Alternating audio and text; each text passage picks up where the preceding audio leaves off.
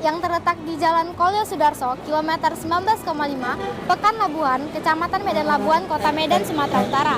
Masjid ini merupakan salah satu masjid tertua di Kota Medan. Tentang sejarah Masjid Raya Al-Osmani, ini berawal dari Kesultanan Delhi yang ke-7 yang bernama Sultan Osman Perkasa Alam pada tahun 1854. Di masa beliau didirikan masjid pada saat itu dengan ukuran 16 kali 16 meter terbuat dari bahan kayu.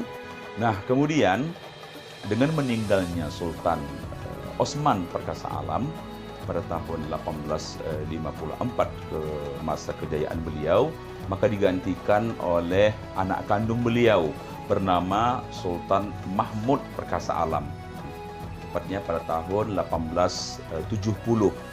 Nah, di sini ada perubahan tentang Masjid Raya Al-Osmani yang tadinya terbuat dari bahan kayu.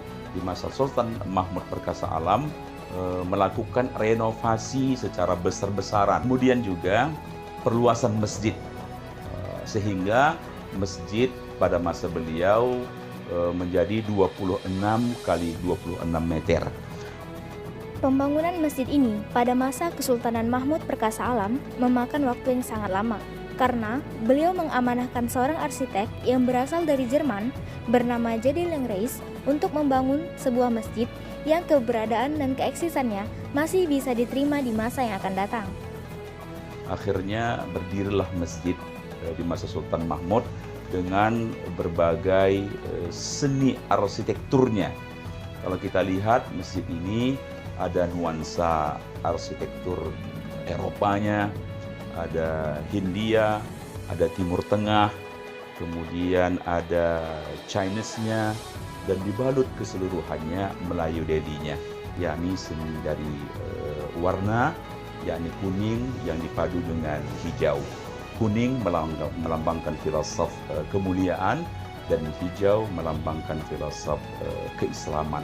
Zaman dahulu antara agama, mungkin pada saat itu yang mendominasi agama Islam dan Cina saat itu berjalan dengan baik. Ini menunjukkan bahwa bagaimanalah keharmonisan antar agama pada saat itu, tidak ada kecekcokan, berjalan sesuai dengan harapan, melaksanakan ibadah sesuai dengan aturan. Nah, bukti bahwa tidak ada permasalahan agama saat itu, bahwa Kesultanan Delhi telah memberikan sebuah izin tanah untuk didirikan tempat ibadah orang Cina yang kita kenal dengan vihara atau pekom, yang tidak jauh letaknya dengan Masjid Raya Al-Osmani. Tradisi yang ada di Masjid Al-Osmani tentang ziarah ke makam itu masih tetap dilaksanakan. Ya, apalagi mau menjelang puasa Ramadan ini, itu biasanya 5 hari mau Ramadan itu ramai di masjid kita. Berziarah, kalau kami berpikir ada 2 keramaian di masjid kita ini, tahunan sifatnya.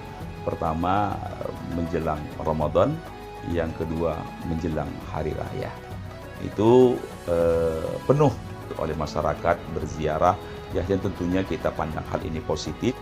Tidak hanya masyarakat sekitar yang melakukan ziarah, tapi keluarga Sultan juga melakukan ziarah pada bulan Ramadan, seperti yang dilakukan keluarga Raja Muda Delhi, Tengku Handi Osman Delhi Khan.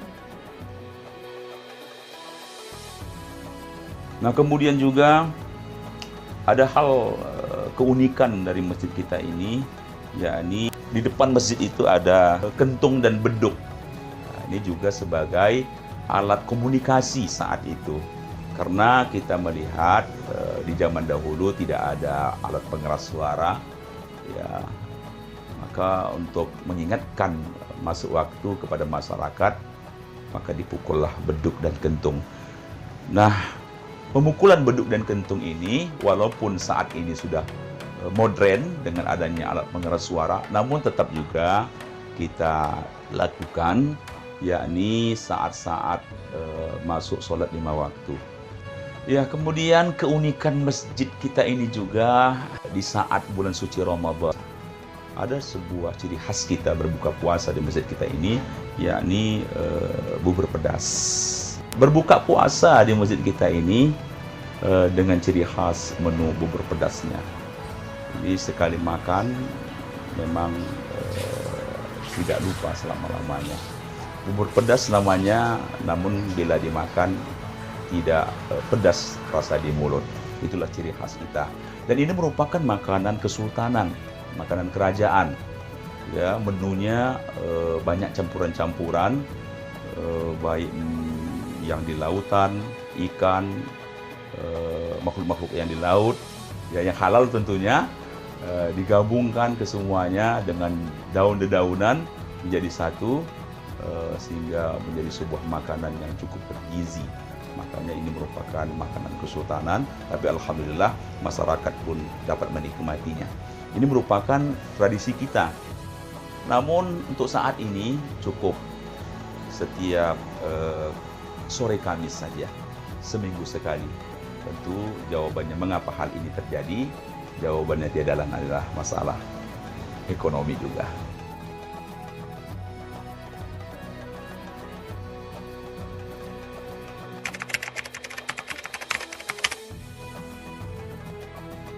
Kalau harapan saya ya kalau bisa bubur pedas ini jangan sampai hilang ya. Karena kayak mana pun keturunan anak keturunan kita kan banyak, nggak bisa terus selamanya bisa merasakan kayak mana bubur pedas ini. Salah satu faktor tradisi bubur pedas tidak dilakukan setiap hari sebagai menu berbuka puasa karena faktor ekonomi. Jadi, kami berharap dengan adanya donasi baik dari pemerintah maupun dari masyarakat luas bisa membuat tradisi ini tetap berjalan dengan baik. Sedangkan, untuk tradisi memukul beduk, harapan kami ke depannya beduk bisa dipukul setiap waktu masuk sholat, tidak hari Jumat saja. Salah satu faktor yang membuat tradisi memukul beduk tidak dilaksanakan secara rutin karena umur beduk yang sudah cukup tua, sehingga suara yang dihasilkan beduk ini tidak terlalu keras. Harapan kami untuk tradisi beduk ini, beduk bisa diganti dengan yang baru, dan beduk yang lama bisa dipajang di masjid menjadi benda bersejarah bersama barang-barang lainnya yang dimiliki masjid ini.